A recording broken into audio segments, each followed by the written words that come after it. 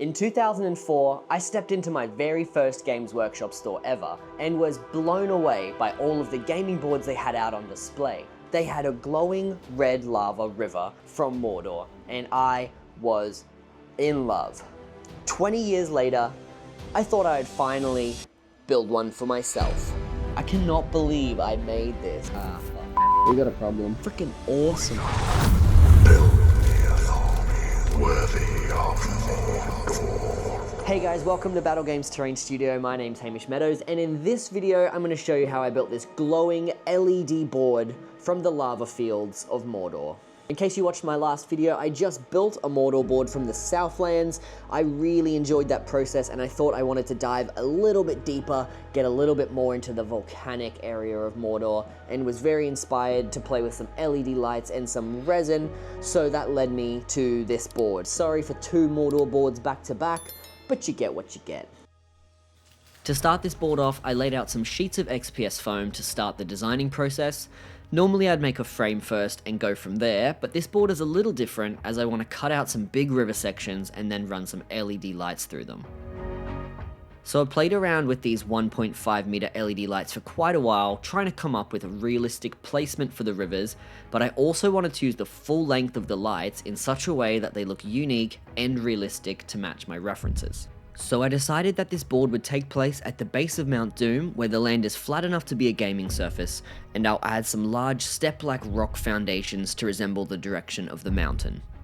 And because I need to power the lights with two USB ports, I can have them then run underneath the cliff areas where I have two layers of foam, and then I'll create some little housing boxes on the side of the board where I can tuck up the cables. For the lava effect, I bought some crushed glass in 3 equal colors to try and diffuse the lights and make a more natural glowing effect.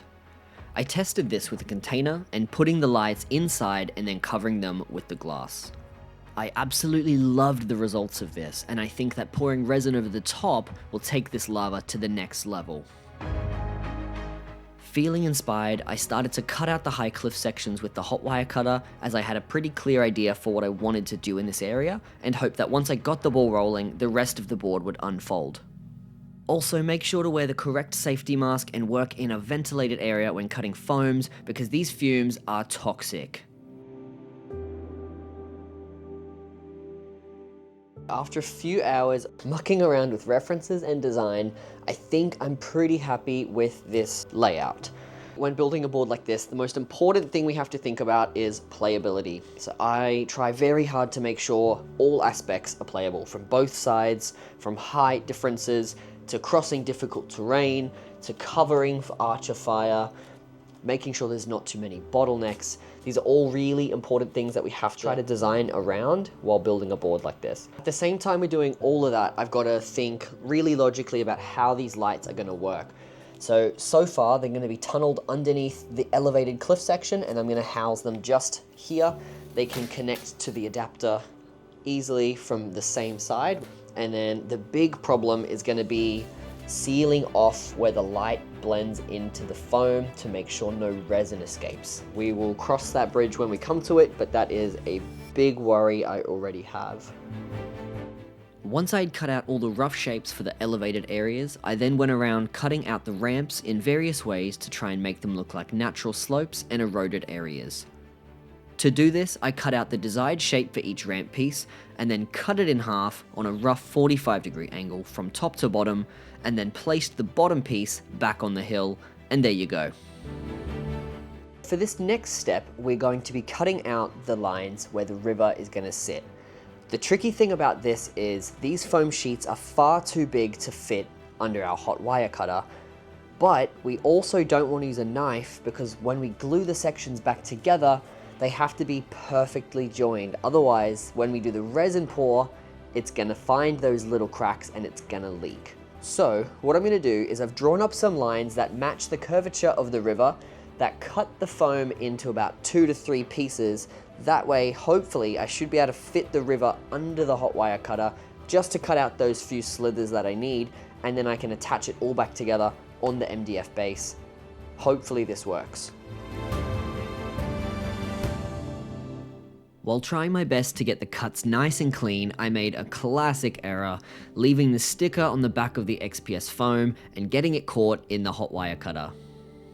As you can see, I did try to peel the sticker off when I was prepping the foam, but it was a really tricky one to get off, so I decided to leave it, which was a big mistake. Don't do that. Make sure you pick off your stickers before you cut the foam. Then I placed out all the pieces that I've cut so far to see how things are looking, and I'm really liking this layout.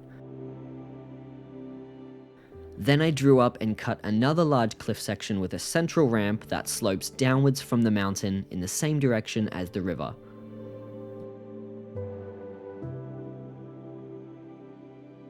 So the next thing we want to do is add some texture to the foam. Now that we've got all the outlines done, we can really get a good idea of what it's going to look like.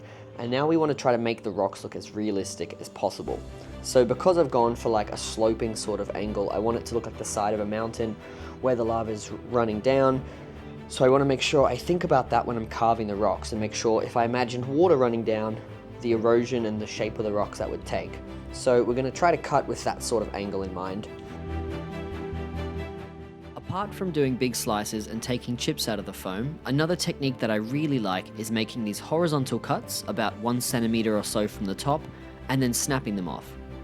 You can do this multiple times in the same area to create a really cool stepping effect that looks like slate breaking apart. Then with a ball of aluminium foil and a piece of brick, I textured the foam, and now you can really see those methods paying off as it's starting to look like real rocks. I then repeated the same process on each piece of the river sections.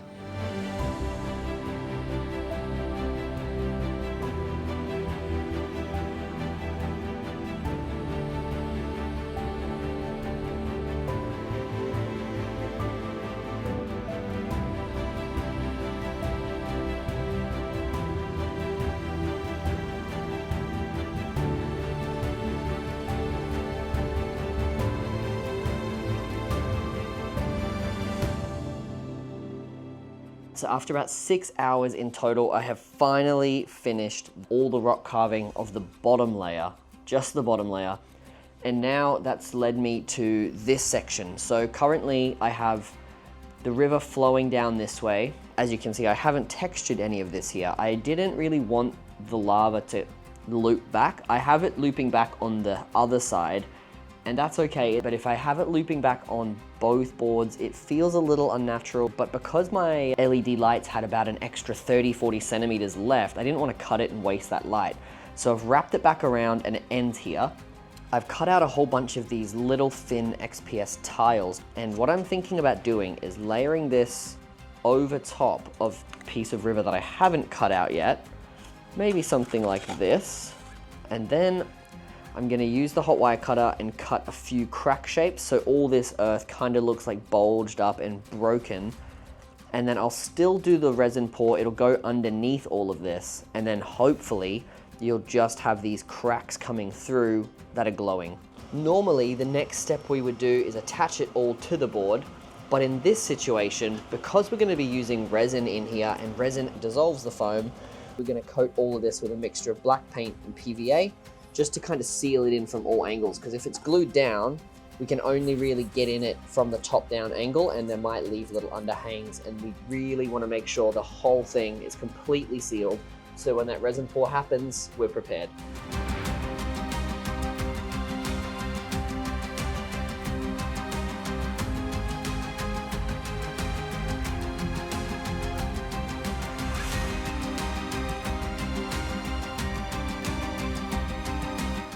Once the paint had dried, I attached all the foam to the MDF with liquid nails.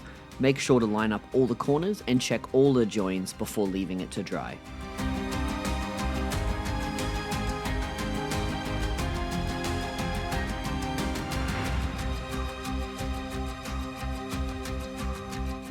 With the foundations attached, I tested the LED lights to see how they'll sit and made sure the cables will fit snugly in the little pockets I've made off to the side.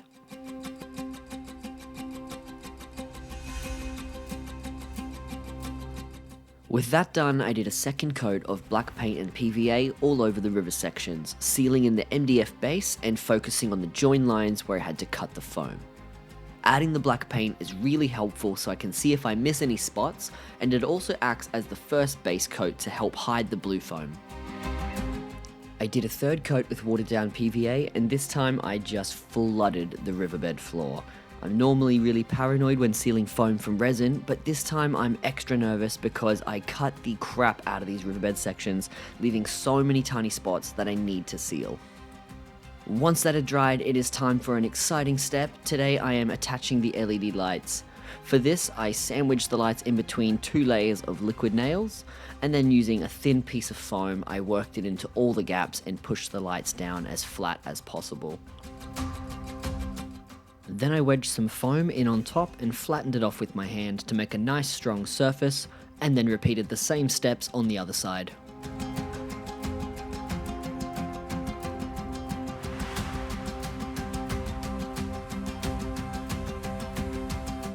With the lights well and truly stuck, I started attaching more and more of the upper cliff layers and some individual rocky outcrops.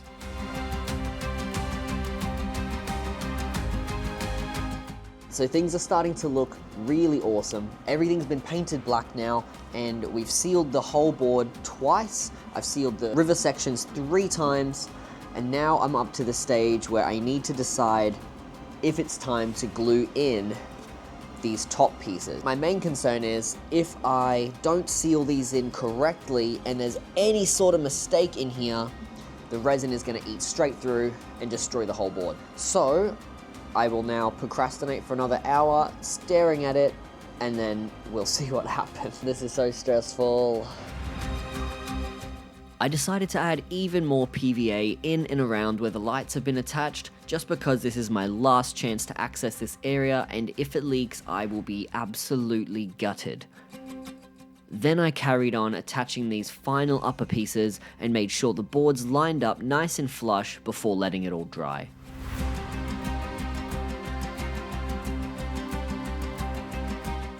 I also decided to add some little stepping stones in the river area, and I thought it'd also be cool to add a 3D printed rock just so I can compare them to the foam rocks later on.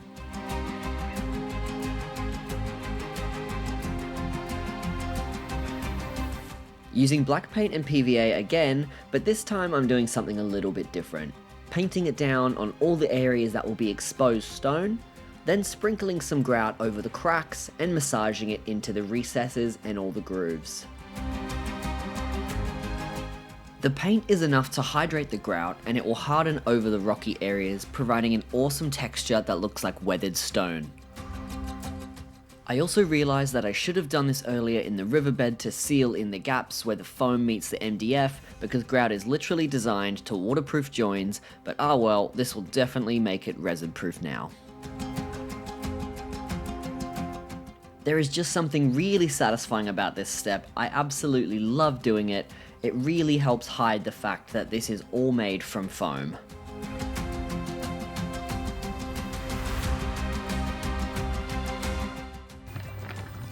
Then I made up some modeling compound using plaster of Paris, shredded tissue paper and water, mixed to about a porridge-like consistency.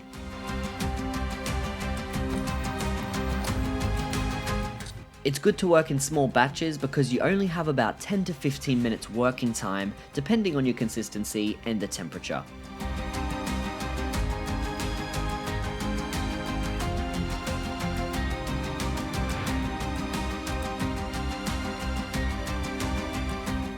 I worked with 3 batches at a time and cycled back to the first area after it was about half set, and then with a wet hand I can smooth it out.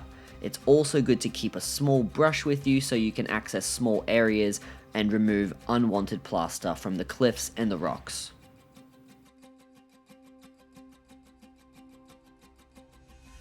For the join line where the 2 boards meet, I simply plastered over the gaps like they were one piece, and then when it was half dry, I carefully cut them back apart with a sharp knife.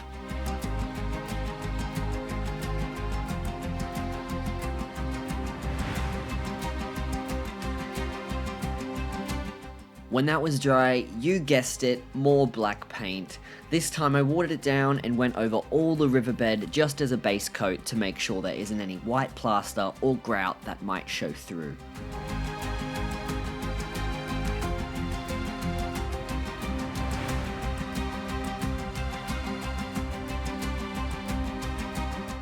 Alright, the plaster is all dry over the whole board. I did some watered down plaster over all these rocks to try to get rid of all those print lines.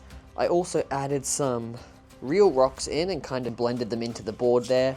I went around all the joins on all the foam pieces, like in these cliffs here, and I've blended those together. Today, we're going to be doing a massive step and we're going to glue down the lights. So I know it doesn't look like it's ready for that stage yet, but the reason is, this section right here, I wanted to do all these big cracked earth areas, and I still haven't even glued the foam down for that, because what needs to happen is I need to glue the lights into the river first. Maybe I can use like some cling wrap, put it over them, and then I'm gonna glue down all the foam cracked pieces that are gonna sit here. Then I have to plaster those separately, which is a bit of a pain, then paint. Then hopefully I can remove the cling wrap without damaging the lights. I don't know, that's kind of where I'm stuck, is how to do that successfully, because I've already got a bit of plaster and paint on the lights, so I need to go over that with a cloth and try to clean that up. I did a quick pass over all the plaster with some sandpaper to get rid of any high spots and make it nice and smooth. And then I blasted it all with the leaf blower just to remove any excess dust. And then carefully I started to attach the LEDs, peeling away the tape on the bottom and sticking it down as best as possible to adapt to the shape of the river.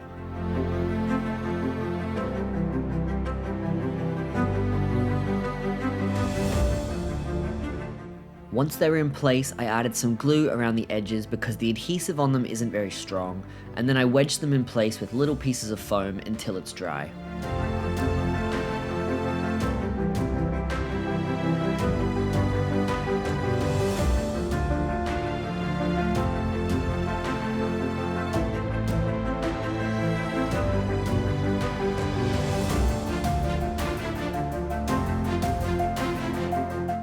Alright, so yesterday I glued in all of the LED stripping and it's mostly dry. There's still a little bit of the white PVA showing through. So I've cut up these tiles just then with the hot wire cutter. Now I'm hoping I can keep them in a nice enough order. And then what I'm going to do is texture them up and then slowly add all the modeling compound to smooth out the edges. My main complication here is that means I have to completely finish this section here, which means I need to fill that with some glass pieces. I'm thinking with the black pieces of glass towards the end, and I've poured the resin, I can kind of sprinkle them on top to give that like crunchy magma sort of look. But for the moment, if I put too much of the black glass at the bottom, no light will shine through. Once the glass was in that section, I covered it up with cling wrap to protect the glass from glue and paint. Hopefully I don't regret this and I can easily remove it later on. Then I coated the cracked pieces of foam and glued them in place with PVA so I have plenty of time to position them before they dry.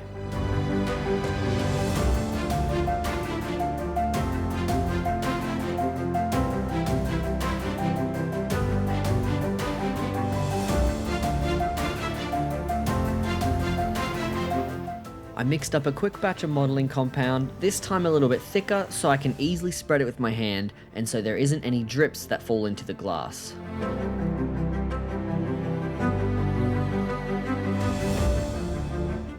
After that, I covered up the lights with some blue painter's tape. I folded the tape to the width of the lights so nothing sticks to the black paint and hopefully nothing peels off later on. Once the tape was done, I slapped down a thick coat of PVA and started to apply rocks from biggest to smallest, in clusters and around the base of rocks and the cliffs.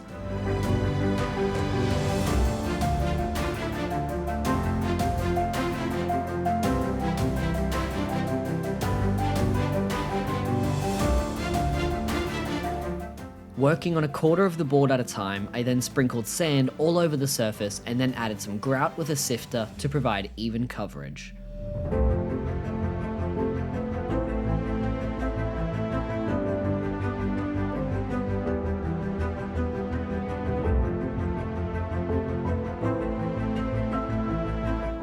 After that, I used a soft bristle brush to dust the grout off any unwanted areas like the tops of cliffs and the large stones. After that, I soaked the whole thing in isopropyl alcohol and watered down PVA to hydrate the grout so it soaks all the way through.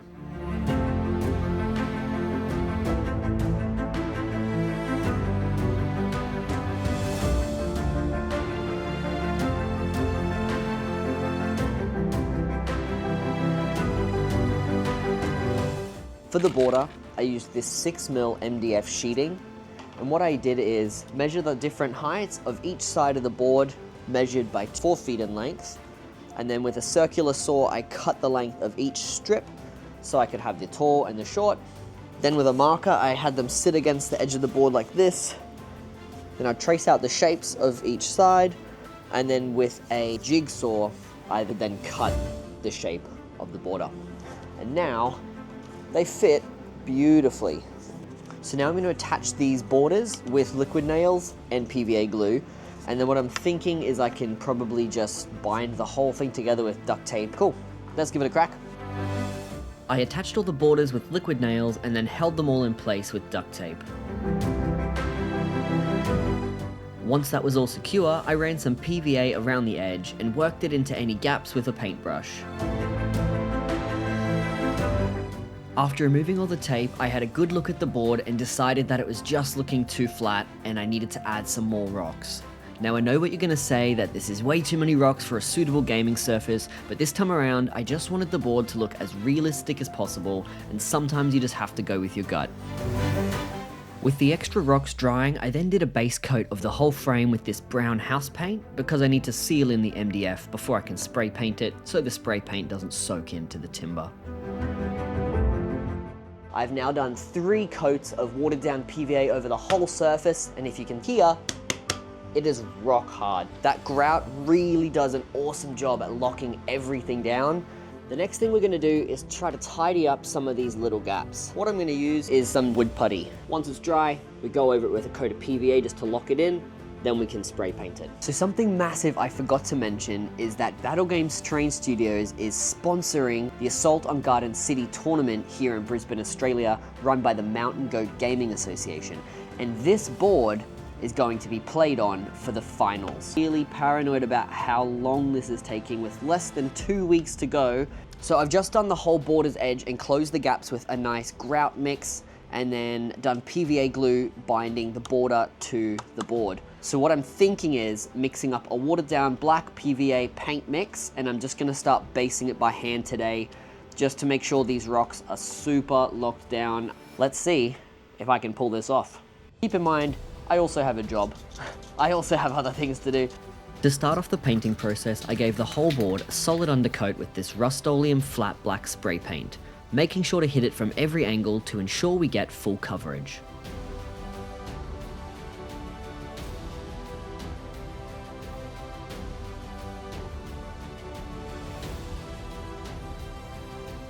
Once that was dry, I taped up the border as this part is now finished, and then it's on to our first layer of dry brushing. I mixed up a dark Eshin grey light colour and did a heavy dry brush of the entire board.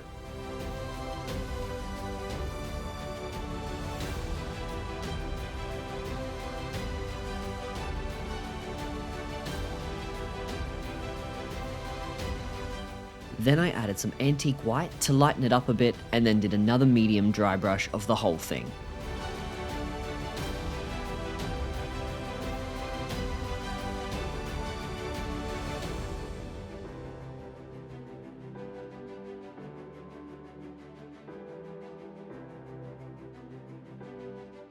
Next thing I did was mix up a big old black wash to act as a null oil, using black ink, matte medium varnish, and some water. For this, I just painted it real heavily over the entire surface, letting it run into all the recesses. I feel this step truly does so much of the heavy lifting in this painting process and makes the whole result look so much more dynamic.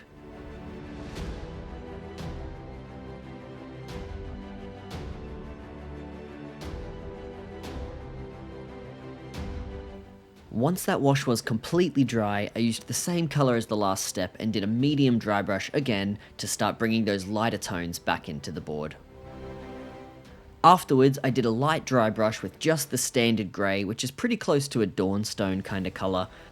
And for this dark volcanic landscape, I think this is as light as I'm going to go.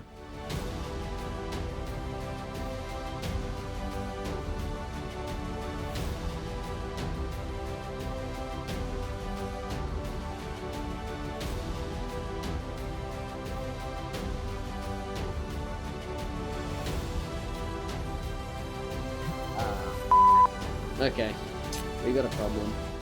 So after countless attempts of trying to remove this cling wrap, it just kept snapping. It was so stuck down from all the coats of spray glue and spray paint and plaster that I had thrown in all over it.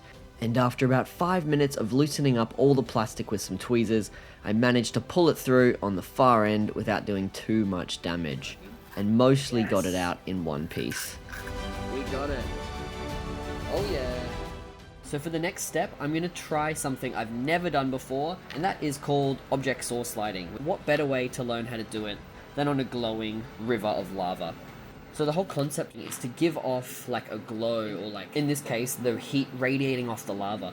I think painting from a dark red, I'm going to build them up, focusing on doing upward strokes as if the light is coming off the lava onto the rocks, and then we're going to slowly reduce the paint on the brush and lighten the color.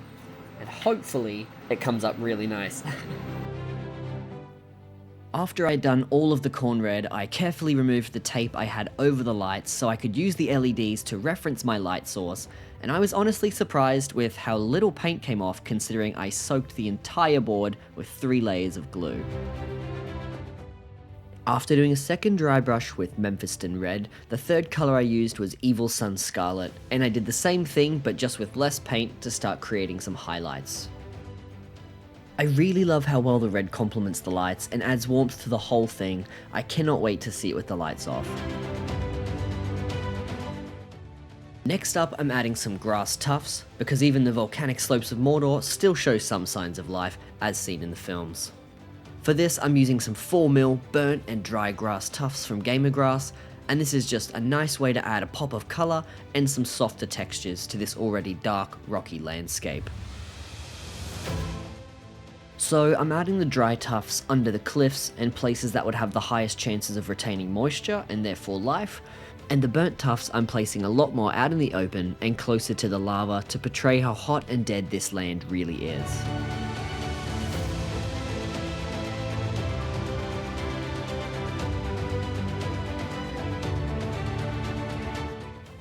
So the next step today is I'm going to put down some broken glass over top of these LEDs to try to diffuse the light, because the last thing I want is to be able to see the individual LEDs when the board is finished. So I've just spent the last 2 hours sifting through this glass to make just a red and clear bucket, and then I've made a black bucket. What I'm thinking is I'm going to start putting down this clear and red glass. Then I'm going to come along with some of the mixed glass and the plain black glass and put that on the top just to give it that like crunchy magma sort of vibe. Hopefully that doesn't take away too much of the light, because we still want the whole thing to glow.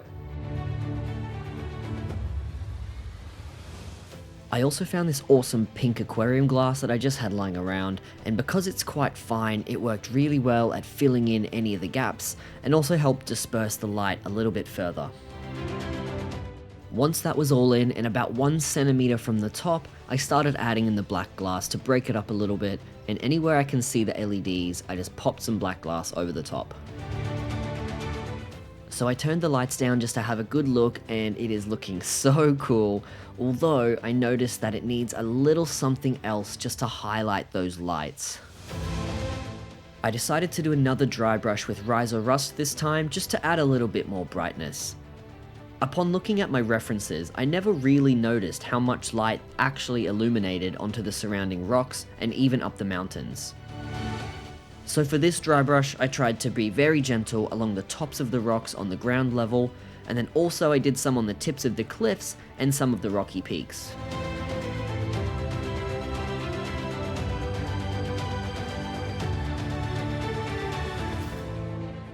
So it's the moment of truth. Today we're going to pour some resin. For the resin pour, we're going to be using Mega Pour, which is a 2-part epoxy resin from Barnes here in Australia. It's just a 1 to 2 part ratio, so 100 units of part A and 50 units of part B. So what I've done here is I've used 2 paper cups for part A and part B. I've measured out some water up to 300 mils and I've marked that on this cup. And then I've halved that for part B, so measuring out 150 mils and pouring it and marking into this cup. Just make sure you completely dry these out so there's no water left in. I'm gonna mask up. So to color the resin, I'm gonna be using the summer pack of pigments from Barnes, and that comes with a nice lemon yellow and scarlet red. giving it a really good mix before you use it. Once I measure, I'm gonna add them to the jug and then we're gonna stir it as it goes. Make sure it says part A and you've measured part A. Just triple check everything. We really don't wanna make any mistakes here.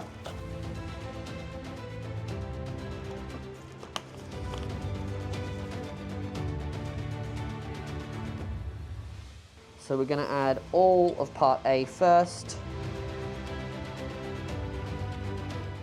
Now we're gonna stir at the same time as we add part B. Give it a really good mix. So the main reason that I'm doing such a small batch to start off with is because I just wanna make sure 100% that there's no leaks in my board. And if there is, and this dissolves the foam, we only have to deal with this much of a cleanup than if we have 2 or 3 liters and all of a sudden something bad happens. So the board is predominantly red so far, so I'm thinking we aim for more of a yellow-orange color. So the way I do it is you can just do a few drops onto your stirrer. That way, you never add too much. You can easily wipe it off. I'm thinking I need a bit more color.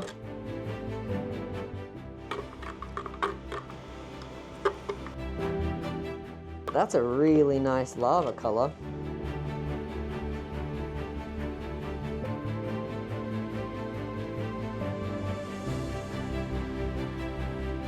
Oh no, there's a hair in there. Oh, damn it.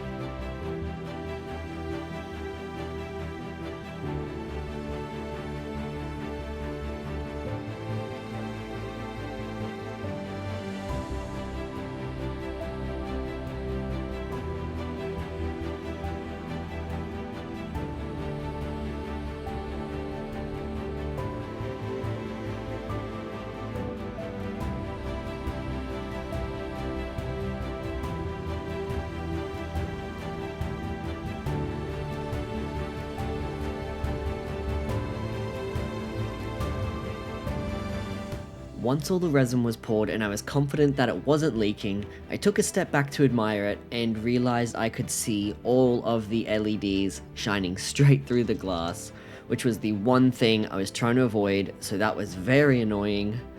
It seems like the resin changed the transparency of the glass, so I started to add a bit more black glass. Luckily I still had a container of it. And then I had to carefully add more glass over the top of any lights that I could see, and slowly went around the whole board to check from every angle, even getting into the caves with the back of a paintbrush.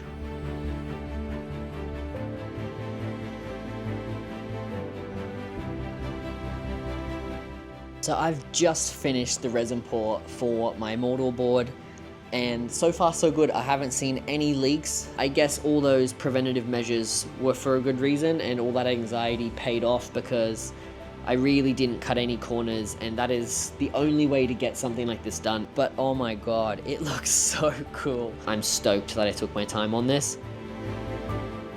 So with the resin poured, we are only 3 days out from this tournament, and the resin takes 2 whole days to cure, so that was way too close. I'm sure I wasted a lot of time just overthinking and preparing for the worst, but that's just all part of the process.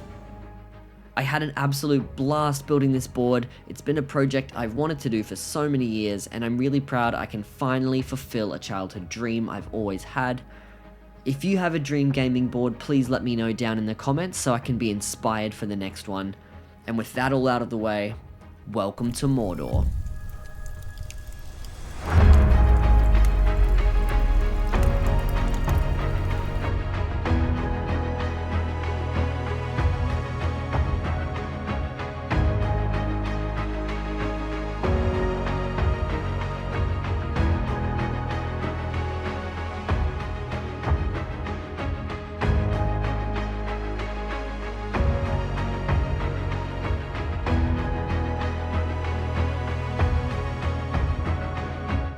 Thank you guys so much for watching this video. If you enjoyed, please leave a comment down below and like and subscribe, as it helps hugely boost this channel to the people that want to see tutorials just like this. And if you want to play on these boards in real life, I will be sponsoring all the Mountain Goat Gaming events in the near future. There is one in September in Toowoomba. If you live in Brisbane, Australia, you can come and check it out there. Tickets will be down below. I will see you guys in the next one.